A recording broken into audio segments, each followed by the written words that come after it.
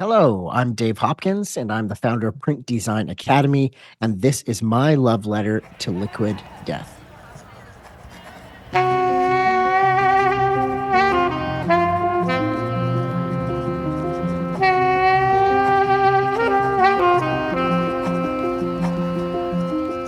Your brand plus an emotional connection with your audience equals success. This podcast explores that middle part. I'm Sam, a brand designer and your host. In each episode, I invite a guest to pick their favourite brand and unpack why it means so much. As they share, we learn what makes audiences tick, not with strategy or theory, but through that undeniable proof of successful branding, emotion.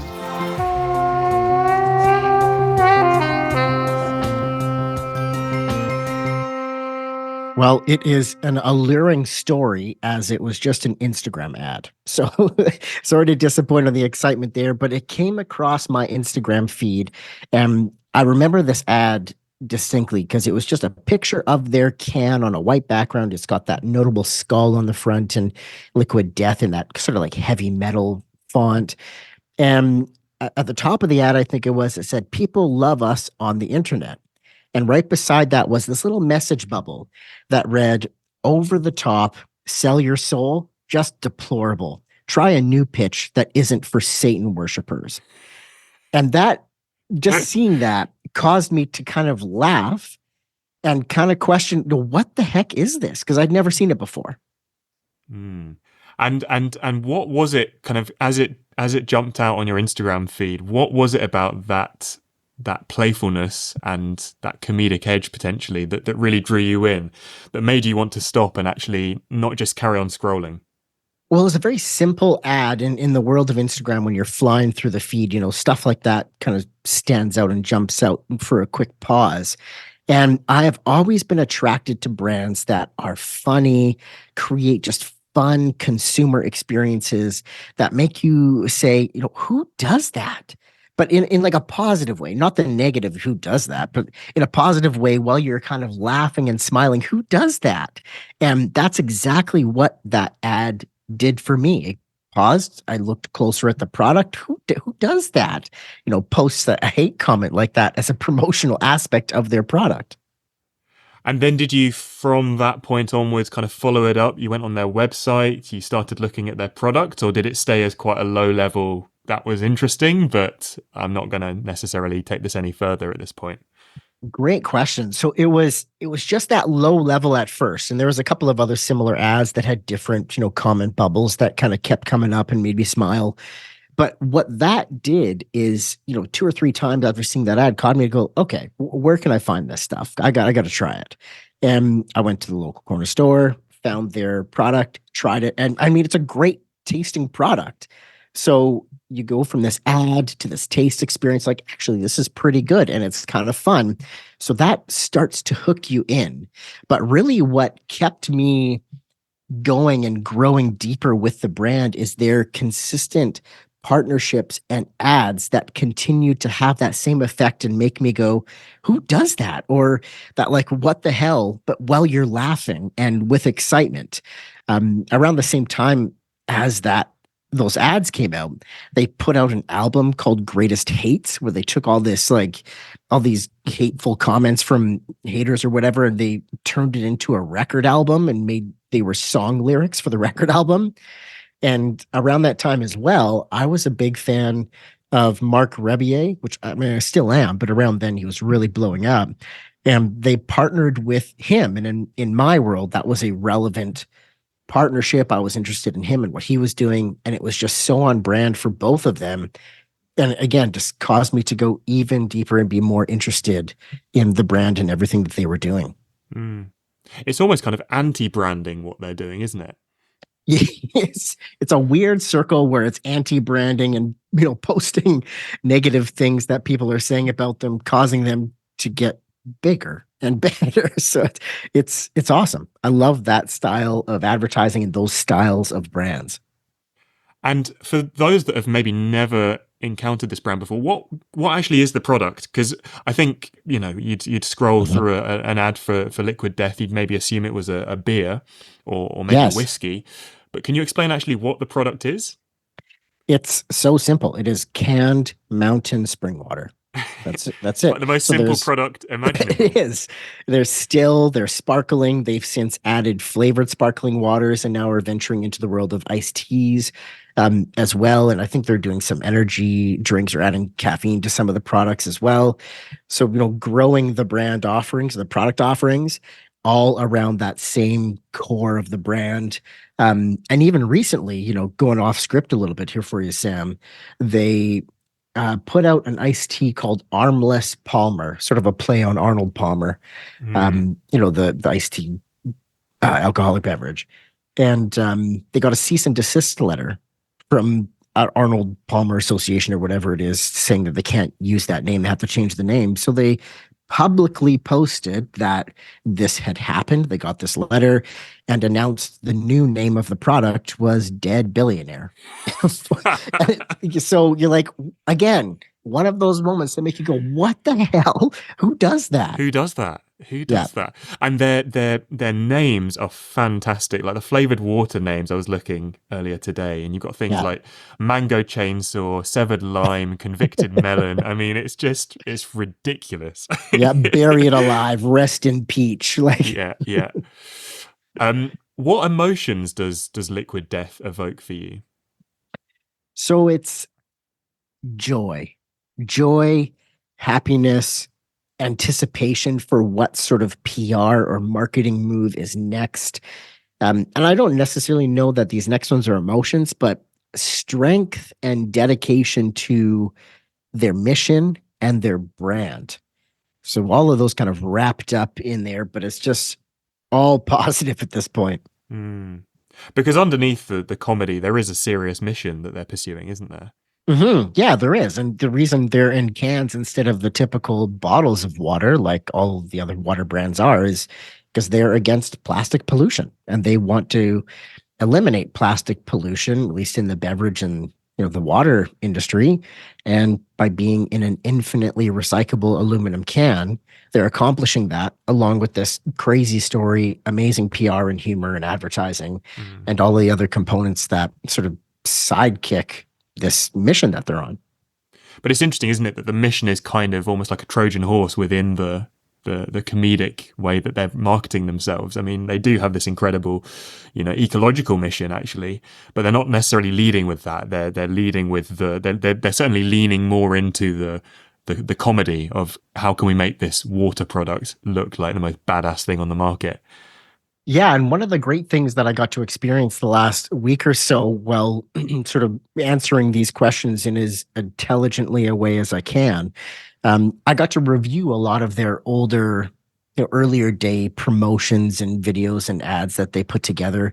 And the initial poll is that what the heck, or what is this, or who does that? And then in that storytelling, they always talk about their mission, plastic packaging and wanting to get rid of plastic. And this is why they're in a can.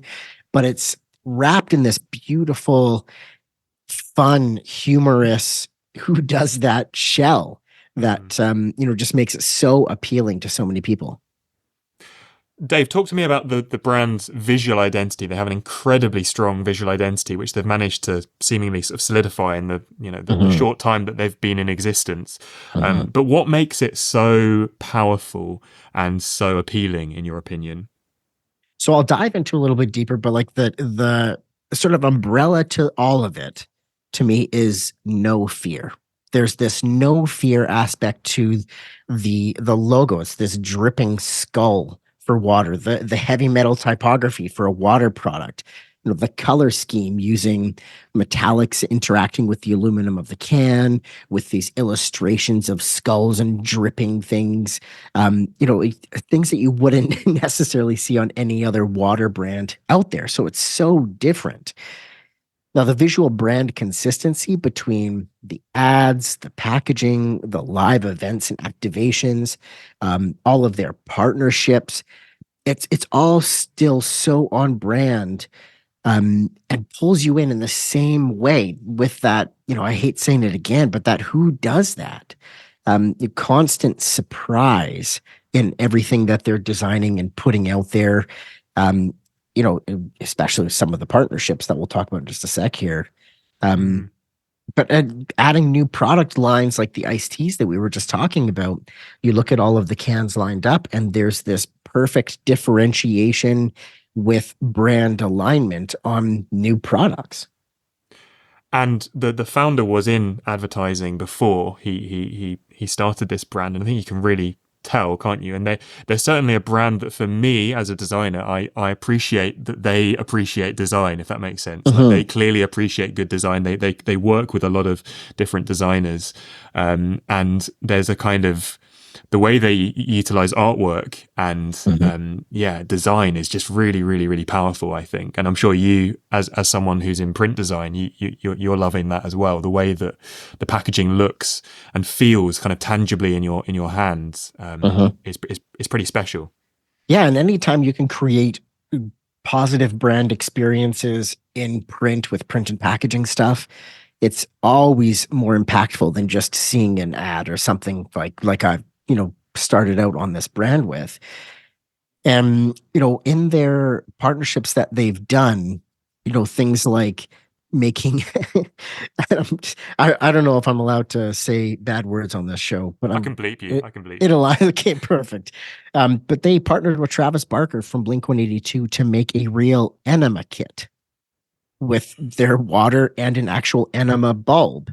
They partnered with Tony Hawk and put some of his blood in red paint and painted some skateboards. Now, for the Greatest Hates album, they actually printed a record sleeve and produced an actual record. They partnered with Tom Segura, who's a really popular stand-up comedian, and made a what they are calling a recycling glory hole for recycling cans, but it's all based around this bizarre world of doing things that are way outside the genre of water, Mm. because they're not going to make a pile of money off enema kits or bloody skateboards or hate albums, but it is the best, marketing piece they could put out that has this pop culture, touch on it. Just a quick one to ask you for a small favour that you can do right now. If you haven't already subscribed to this podcast, I invite you to hit subscribe or hit follow, whatever it looks like on your podcast player. And that just means that you'll see new episodes of Branding Love Letters as they come out. If you have already subscribed to this podcast, here's what you can do right now. I invite you to leave a rating, a star rating, or leave a review, a short review. That just makes a huge difference to what I can do with this podcast, the stories that I can tell, and the insights that we can gain into emotional connections to branding. Thank you very much. Back to the interview.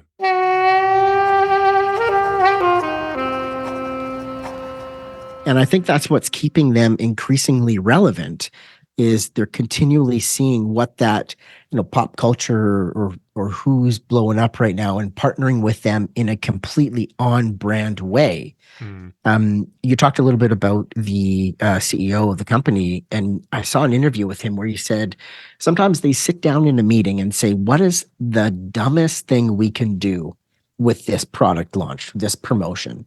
And that's how they come up with some of these ideas that turn out to be incredibly successful, not necessarily on the revenue side, but on the PR side and the marketing reach and all of the publications and the ads and articles that get written about them. And it just grows and grows and grows, and gets incredible ROI. Mm. Yeah, the virality is absolutely incredible, isn't it? Did you see the Mm-hmm. one of Steve-O getting a tattoo of the brand name on his neck, but it was in water instead of ink? Yes. So Like, it's purely the pain of getting a tattoo with actually none of the benefit. I thought purely that's the pain, which hilarious. is perfect on brand for Steve O. And, directly aligns with Liquid Death, because it's not just a tattoo. Anybody could go get a neck tattoo of Liquid Death, but no, this is Liquid Death mountain water. It's Incredible, just, incredible. yeah, just incredible. Have they done anything? I mean, as you're talking, it sounds like they're almost their entire brand is built upon surprise. But has there been anything that's really kind of surprised you in a particular way? I have to be honest and say that every single PR thing that they put out surprises me in some way, but always positive so far. So I'll kind of put an asterisk on that and say that they're still a fairly young brand in the marketplace. And for me, as a consumer of the product and a fan of the brand, there's nothing yet that's made me go, "Ooh, that's a bit too far," or anything like that.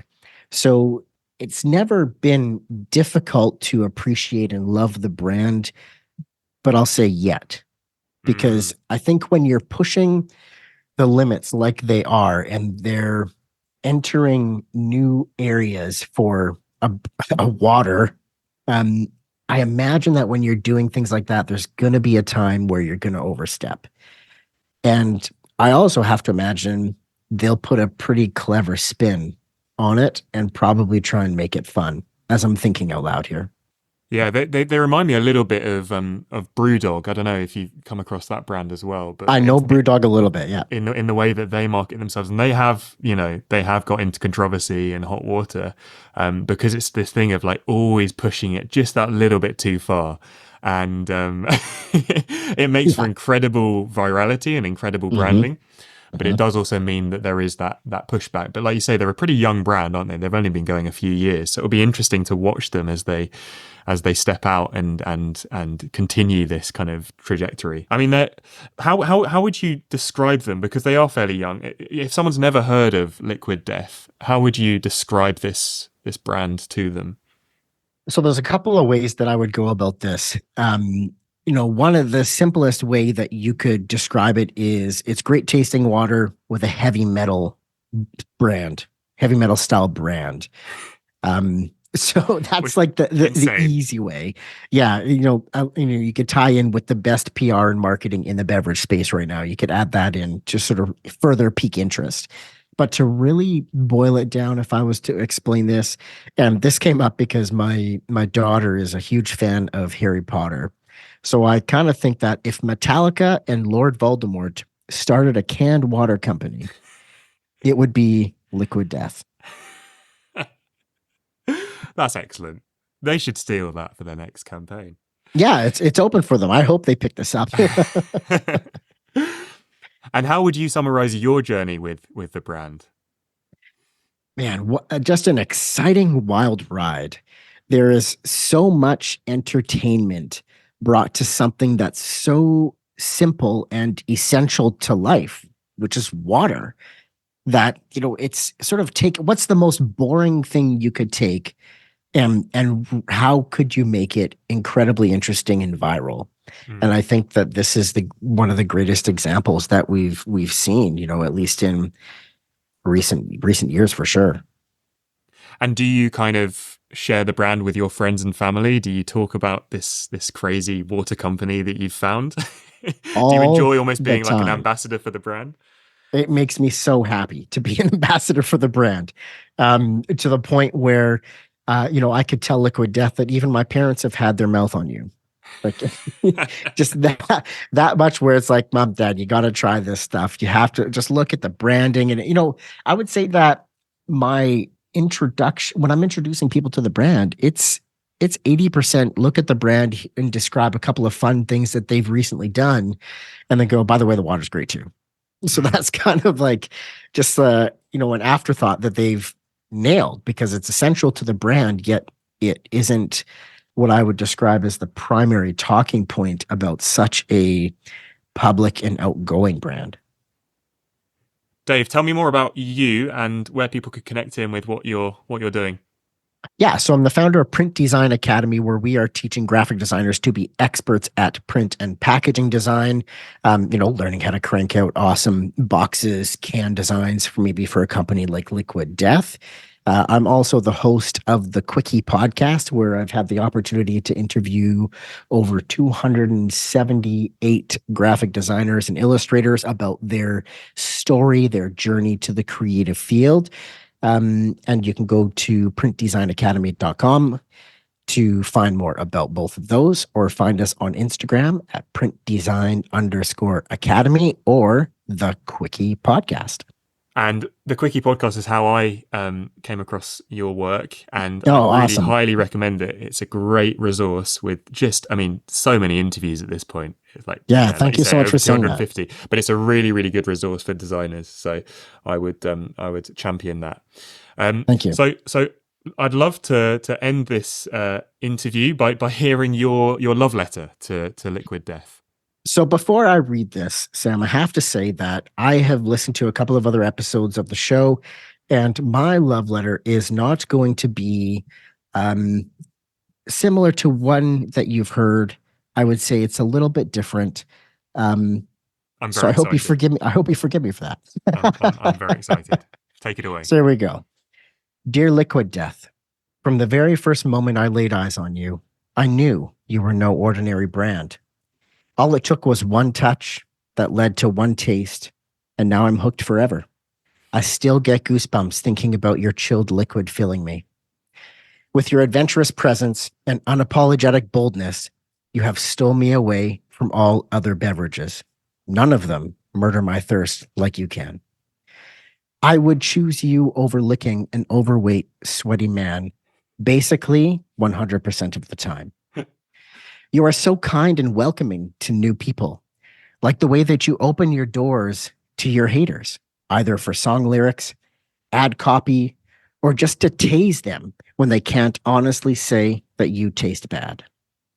Some call you deplorable, say your name is disgusting, or call you Satan worshippers, but not me, no.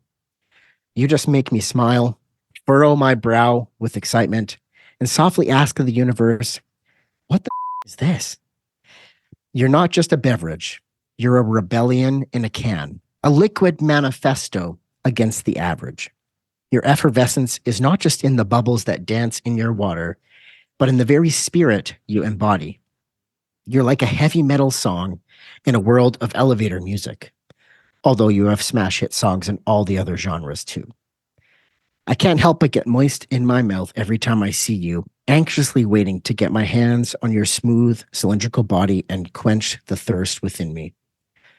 I talk about you all the time, and I'm always meeting other people who have had their mouth on you.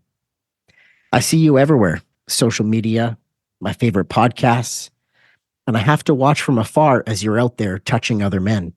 Tom Segura, Travis Barker, Mark Rebier, Tony Hawk. I see what you're doing, and I can't stop looking. In a world obsessed with appearances, you dare to be different. Your tall, smooth cans, adorned with skulls, are a testament to your fearless identity. You refuse to blend in, and in doing so, you give us all permission to stand out.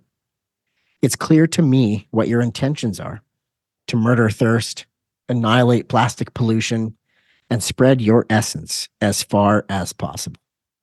You're not just selling a product, you're championing a movement for a better, more sustainable world. You're always there for me, whether I'm parched, in need of a smile, a mountain water enema, or just searching for a recycling glory hole to put it in. The empty can, that is. As I close this letter, I find myself smiling, thinking of the countless ways you've touched me, or ways I have touched you, consensually, of course. With every can I raise in your honor, I celebrate you, Liquid Death.